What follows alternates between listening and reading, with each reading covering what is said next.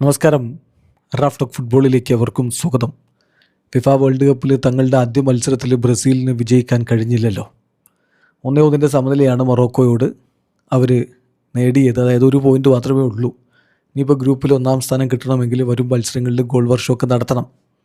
സ്വാഭാവികമായിട്ടും ബ്രസീൽ ആരാധകരുടെ ഒരു ചോദ്യം, എന്തുകൊണ്ടാണ് എൻട്രിക്കിനെ ഇറക്കാതിരുന്നത്?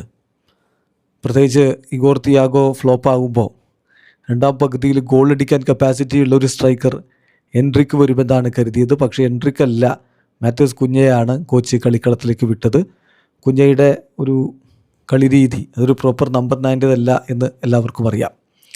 അപ്പോൾ അതുകൊണ്ട് തന്നെ എൻട്രിക്കിനെ ഇറക്കാത്തതിനെക്കുറിച്ച് ആരാധകർക്കിടയിൽ ചർച്ചയുണ്ട്, സംസാരമുണ്ട്. ബ്രസീലിൻ്റെ മുൻ താരങ്ങൾ അതിനെക്കുറിച്ച് പറയുന്നു, ബ്രസീലിയൻ ഫുട്ബോൾ എക്സ്പേർട്സ് പറയുന്നു. ഇന്നലെ കളി കഴിഞ്ഞിട്ട്, ഇന്നലെ എന്ന് പറഞ്ഞാൽ നമുക്കിന്ന് പുലർച്ചെ കളി കഴിഞ്ഞിട്ട് കോച്ച് കാർലോ അഞ്ചലോട്ടിയോട് മാധ്യമങ്ങൾ ചോദിക്കുകയുണ്ടായി, എന്തുകൊണ്ടാണ് എൻട്രിക്കിനെ കളിപ്പിക്കാതിരുന്നത്. അപ്പോഴത്തെ കോച്ചിൻ്റെ മറുപടി അദ്ദേഹത്തിന് അത് ഇഷ്ടപ്പെട്ടിട്ടില്ല ചോദ്യം എന്നുള്ളത് വ്യക്തമാക്കുന്നതാണ്. അദ്ദേഹം പറഞ്ഞ മറുപടി, ഞാനിവിടെ നിങ്ങളുടെ മുമ്പിൽ ഇരിക്കുന്നത് ഒരു താരത്തെക്കുറിച്ച് ഇൻഡിവിജ്വലി സംസാരിക്കാനല്ല, നിങ്ങൾ മൊത്തം ടീമിനെക്കുറിച്ച് ചോദിക്കുക. I am talking about the team. ഞാൻ ടീമിനെക്കുറിച്ചാണ് സംസാരിക്കുന്നത്.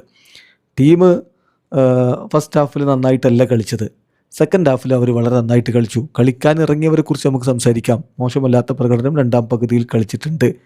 ഞാൻ കുറച്ച് അവസരങ്ങൾ ഉണ്ടായിരുന്നു, അത് കുറച്ചുകൂടി നല്ല രൂപത്തിൽ ഉപയോഗപ്പെടുത്തേണ്ടതുണ്ട്. ഇതാണ് കോച്ചിൻ്റെ മറുപടിയായിട്ട് വന്നത്. ചുരുക്കത്തിൽ എന്തുകൊണ്ട് എൻട്രിക്കിനെ ഇറക്കിയില്ല എന്നുള്ള ചോദ്യത്തിനുള്ള ഉത്തരം ഒന്നും പറയാൻ അദ്ദേഹം തയ്യാറായിട്ടില്ല. അദ്ദേഹത്തിന് ആ ചോദ്യം ഇഷ്ടമായിട്ടില്ല എന്നുള്ളതാണ് ഒരു യാഥാർത്ഥ്യം. അതിൻ്റെ കാരണം നമുക്കറിയാലോ.